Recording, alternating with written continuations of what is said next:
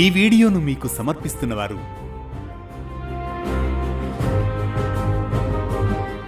ఉపవాసం అంటే దేవుని దగ్గరకు తీసుకెళ్లే సాధనమా? బలానికి ప్రతీకైన భీమసేనుడు కూడా ఏకాదశి వ్రతాన్ని ఆచరించాడా? వేదవ్యాస మహర్షి భీముడికి చూపిన మార్గం ఏమిటి? ఇలాంటి ప్రశ్నలతో సాగే అనగనగాలోని నేటి కథనమే అన్నం కోసం ఆర్తి, భక్తి కోసం నిర్జల దీక్ష.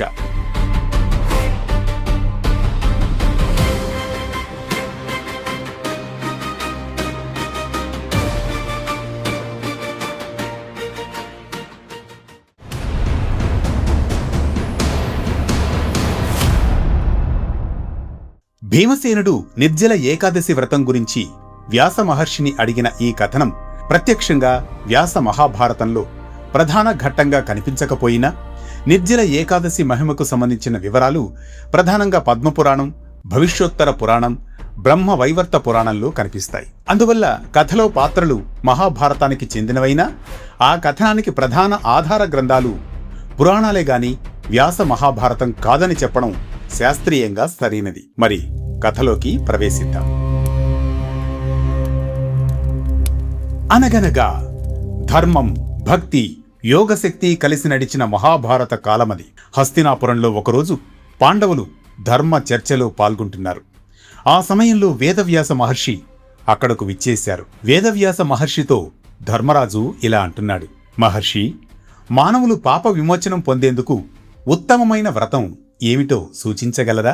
ధర్మరాజా, ఏకాదశి వ్రతం విష్ణు భక్తులకు అత్యంత పవిత్రమైనది. ప్రతి ఏకాదశి నాడు ఉపవాసం ఉంటే పాపక్షయం కలుగుతుంది. ఇది విన్న భీమసేనుడు కొంచెం అసహనంగా ముఖం మార్చాడు. ఆ సమయంలో భీముడు వినయంతో, బాధతో, తాతయ్య, వ్యాసమహర్షి, నా సహోదరులంతా భక్తి శ్రద్ధలతో ఏకాదశి వ్రతాలు ఆచరిస్తున్నారు. ధర్మరాజు నియమనిష్టలతో ఉపవాసం ఉంటారు. అర్జునుడు ధ్యానంలో లీనమవుతాడు. నకుల, సహదేవులు కూడా ఇంద్రియాలను జయించి వ్రతాన్ని పూర్తి చేస్తారు. కాని నా స్థితి మీకు తెలిసిందే కదా. ఇది వేరు మహర్షి. నా కడుపులో రుకాగ్ని అనే అగ్ని నిరంతరం మండుతూనే ఉంటుంది. యుద్ధరంగంలో వేలాది శత్రువులను నేను ఎదుర్కోగలను. గదతో పర్వతాలను చీల్చగలను. కాని ఆకలిని మాత్రం జయించలేను. ఒకవేళ భోజనం ఆలస్యమైనా నా శరీరం బలహీనపడుతుంది. నా శక్తి అంతా అన్నంపైనే ఆధారపడుతుంది మహర్షి. ఉపవాసం అంటే నాకు యుద్ధం కన్నా కష్టంగా అనిపిస్తుంది మహర్షి. ప్రతి నెల 2 ఏకాదశులు, సంవత్సరం పొడవునా 24 ఉపవాసాలు నేను ఎలా చేయగలను? భక్తి నాకు లేదని కాదు. శ్రీకృష్ణుడిపై నాకు అపారమైన ప్రేమ ఉంది. ధర్మాన్ని విడిచిపెట్టాలనే ఉద్దేశం ఏమాత్రం లేదు. కానీ నా స్వభావం, నా శరీర ధర్మం నన్ను అలా ఉండనివ్వడం లేదు.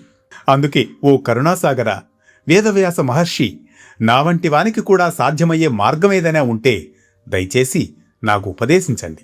తక్కువ శ్రమతో ఎక్కువ పుణ్యం వచ్చే వ్రతం ఏదైనా ఉంటే నాకు సూచించండి. నేను మీ మాటను శిరసావహిస్తాను. ఈ భీముడి మాటలతో అందరూ చిరునవ్వులు చిందించారు.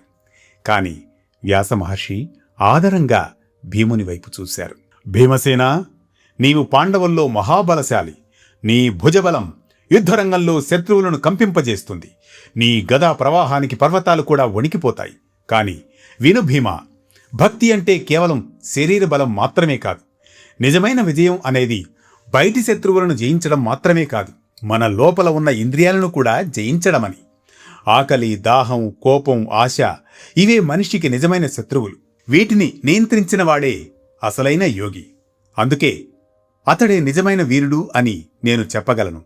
యుద్ధరంగంలో గెలిచినవాడు మహావీరుడు కావచ్చు, కాని తన మనస్సును జయించినవాడే మహాయోగి.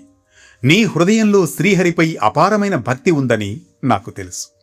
ధర్మం కోసం నీవు ప్రాణాలైనా అర్పించగలవు. కాని ప్రతి మనిషి స్వభావం వేరు.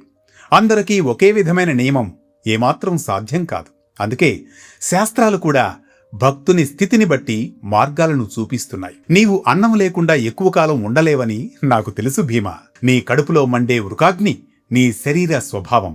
అందుకే నీ వంటి వానికి కూడా సాధ్యమయ్యే ఒక విశిష్టమైన వ్రతాన్ని ఇప్పుడు చెబుతాను, శ్రద్ధగా విను. అది ఒక్కరోజు ఆచరించిన ఏడాదంతా చేసే ఏకాదశుల ఫలితాన్ని ఆ ఒక్క వ్రతమే ఇస్తుంది. జ్యేష్ఠ శుద్ధ ఏకాదశి నాడు వచ్చే నిర్జల ఏకాదశిని నీవు భక్తి శ్రద్ధలతో ఆచరించు భీమా. ఆ రోజు నీరు కూడా తాగకుండా ఉపవాసం ఉండి శ్రీ మహావిష్ణువును ధ్యానిస్తే అన్ని ఏకాదశుల పుణ్యఫలం నీకు తప్పక లభిస్తుంది భీమా. అంటే మహర్షి, నీరు కూడా తాగకూడదా? అది చాలా కష్టం కదా మహర్షి. భీమసేన, కష్టం ఉన్న చోటే భక్తి విలువ తెలుస్తుంది. ఉపవాసం శరీరాన్ని మాత్రమే కాదు, మనసును కూడా పవిత్రం చేస్తుంది. అదే సమయంలో శ్రీకృష్ణుడు చిరునవ్వుతో ముందుకు వచ్చాడు. భీమా, యుద్ధరంగంలో నువ్వు ఎంత ధైర్యంగా ఉంటావో భక్తిలో కూడా అంతే స్థిరంగా ఉండు. ఒక్కరోజు నియమం పాటిస్తే అనంత ఫలితం నీవు పొందగలవు. ఆ శ్రీకృష్ణుని మాటలతో భీముడు వినయంగా నమస్కరిస్తాడు. స్వామి, మీ ఆజ్ఞ ప్రకారం ఈ నిర్జల ఏకాదశిని నేను తప్పక ఆచరిస్తాను. అది ఎంత కష్టమైనా సరే. ఆ రోజు నుంచి భీముడు ప్రతి సంవత్సరం నిర్జల ఏకాదశి వ్రతాన్ని భక్తి శ్రద్ధలతో ఆచరించినట్లు మన పురాణాలు చెబుతున్నాయి. అందుకే ఈ వ్రతాన్ని భీమ ఏకాదశి అని కూడా పిలుస్తారు. భక్తితో చేసిన ఒక్కరోజు నియమం జీవితాంతం ఆధ్యాత్మిక శక్తిని ప్రసాదిస్తుంది. ఇది అన్నం కోసం ఆర్తి, భక్తి కోసం నిర్జల దీక్ష.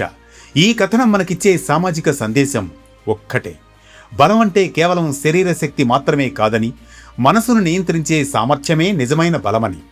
భీముడు లాంటి మహాబలవంతుడు కూడా ఆత్మ నిగ్రహం నేర్చుకున్నట్లుగానే నేటి కాలంలో మనిషి తన కోరికలను నియంత్రించి ఉపవాసం నియమాలతో ప్రశాంతతను పొందాలని.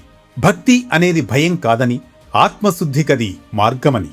నియమశీలత, సహనం, ఆత్మవిశ్వాసాన్ని పెంచే ఈ వ్రతాల సారాన్ని జీవితంలో ఆచరించడం నిజమైన ధర్మమని. ఇలా ప్రతినిత్యం ఓ పురాణ కథనం, సూటిగా, స్ఫూర్తిమంతంగా, సామాజిక సందేశంగా, ధర్మం చెప్పే కథల సవడి, జ్ఞానం చెలరేగే కథన ఒరవడి, మనసుకు ఓదార్పునిచ్చే ఆట విడుపుల, మన ఆత్మీయులు చెప్పే ఆపాత మధురంలా మరో అద్భుత కథనంతో మళ్లీ పలకరిస్తుంది మీ వేటు న్యూస్.